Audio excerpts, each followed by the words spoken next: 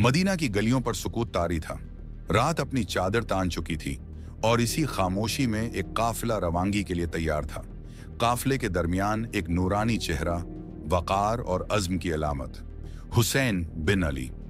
जब आप मदीना से निकलने लगे तो आसमान पर सितारे झुककर सलाम कह रहे थे।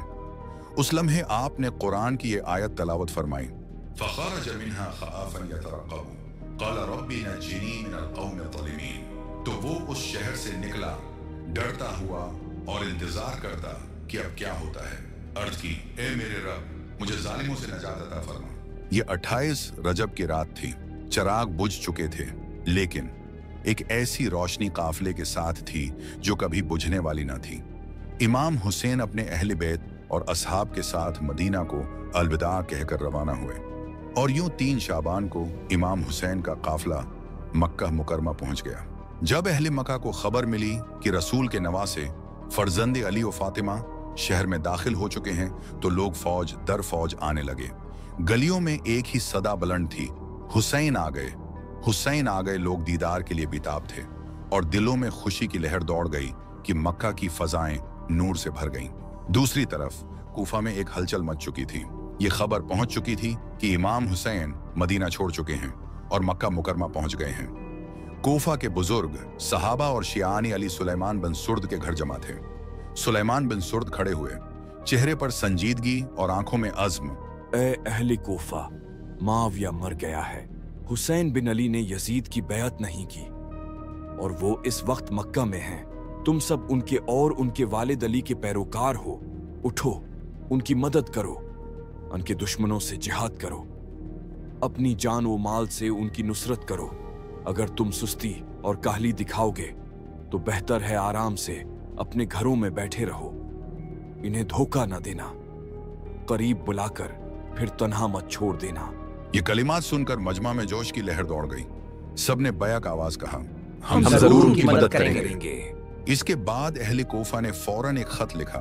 कोफा का खत हुसैन बिन अली के नाम। ये खत सुलेमान बिन सुर्द, मेहता बिन नजमा, रफाह बिन शद्दाद और हबीब बिन मज़ाहिर की तरफ से हुसैन बिन अली के नाम है। कोफा के तमाम अहले इस्लाम और आपके दोस्त आपको सलाम कहते हैं।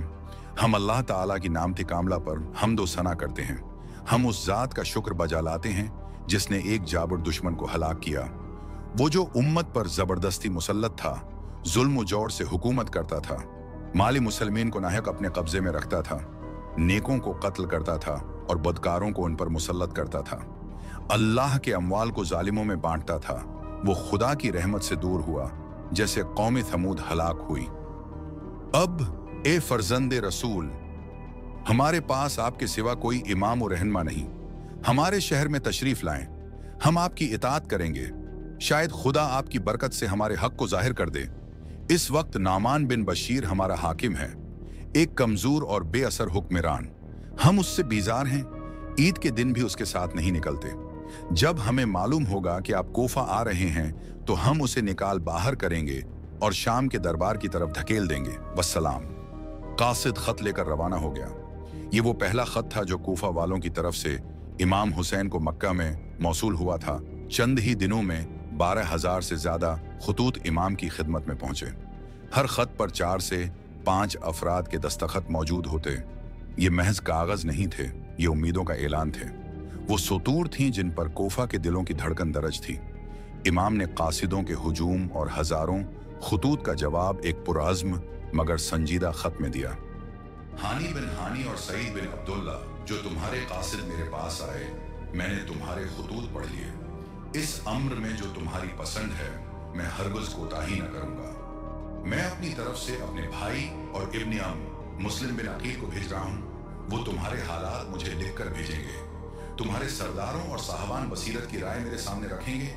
इंशाअल्लाह वो अब तुम्हारी तरफ रवाना हो रहे हैं। वो सब कुछ अपनी आंखों से देखेंगे जो कुछ तुमने अपने खुतूत में बयान किया है।